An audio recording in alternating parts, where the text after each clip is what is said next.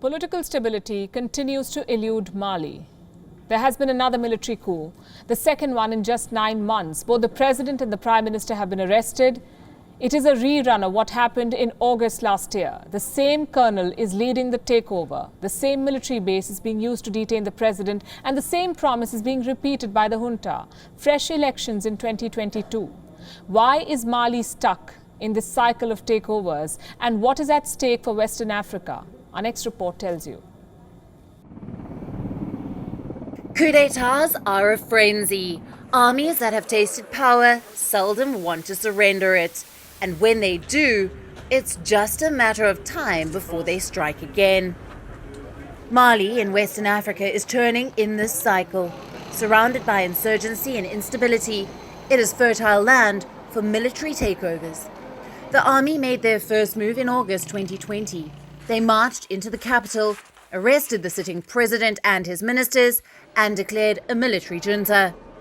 It was a swift and bloodless coup, one that split the Malian public.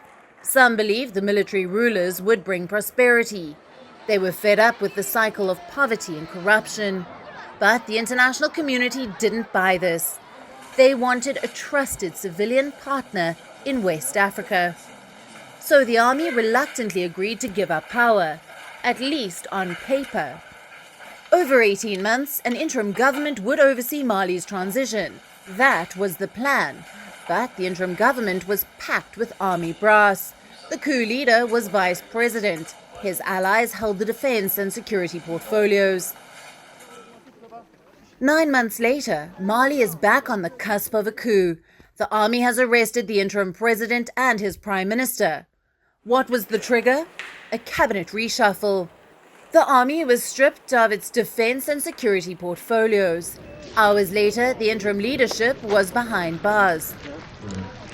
They are being held at the Kati military camp around 15 kilometers from the capital, Bamako.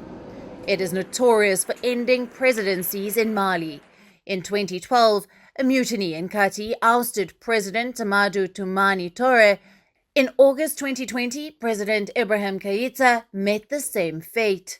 And now in May 2021, President Bando finds himself in the same Kati military camp.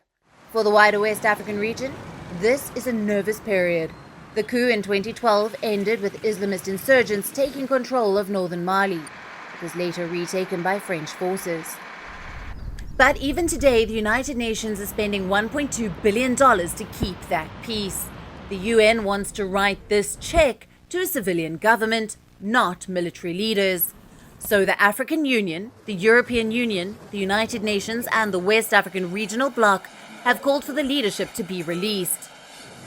But you have to ask, where does this cycle end? The army wants the vice presidency and key cabinet positions. They are looking to reshape power, not share it. Africa's history of coups is linked to its economy and politics. The people are disenchanted with corrupt politicians. They want to break the cycle of poverty, and a coup might seem like the way out.